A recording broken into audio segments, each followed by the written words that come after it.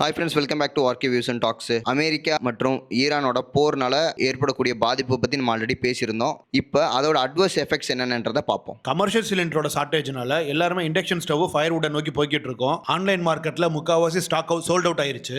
ஓரமாக அது பாட்டுக்கு இருந்துச்சு. விறகு கட்ட 4000 ரூபாய்க்கு வித்துட்டு இருந்தாங்க டன்னு, இப்போ 9000 ரூபாய்க்கு போகுது. நம்ம நினைக்கிற அளவுக்கு ரொம்ப ஈஸி கிடையாது. இப்போ இண்டக்ஷன் ஸ்டவ் ஒரு ஏரியாவில் எல்லாருமே அட் அ டைமில் யூஸ் பண்ணுறோம்னா ஹையஸ்ட் வோல்டேஜ் பீக் ஏற்படும். அந்த இடத்துல டிரான்ஸ்ஃபார்மர் பழுதடையும், அங்கே இருக்க பவர் கிரிட்டும் பாதிப்படையும், இபி பில்லு தாறுமாறாக வரும். இதை கரெக்டாக யூஸ் பண்ண தெரியலனா ஷாக் அடிக்க வாய்ப்பு இருக்கு. நம்ம விறகடுப்புலேருந்து கேஸ் அடுப்பு மாறுறதுக்கு 50 வருஷம் ஆச்சு. இவங்க ஒரே குண்டு தான் போட்டாங்க, திரும்பி ரிவர்ஸில் கொண்டு போய் இப்போ எல்லாரும் விறகு அடுப்புக்கு மாறிக்கிட்டு இருக்கோம். ஒரு தெருக்கு 10 ஹோட்டல் இருக்கு. எல்லாரும் கேஸ் யூஸ் பண்ணாமல் விறகு யூஸ் பண்ணால் எப்படி இருக்குன்னு நீங்களே யோசித்து பாருங்க. ஆல்ரெடி நம்ம ஊரில் ஏர் பொல்யூஷன், இப்போ இந்த பொல்யூஷன் வேற. ஈரான்லேருந்து நம்மளுக்கு வர வேண்டிய இம்போர்ட்ஸ் ப்ராப்பராக வந்துருச்சு. கவர்மெண்ட் ப்ராப்பராக ஸ்டெப்ஸ் எடுத்துகிட்டு இருக்காங்க. அதனால் யாரும் பேனிக் ஆக வேண்டாம். நீங்கள் மட்டும் ப்ராப்பராக யூஸ் பண்ணுங்கள்.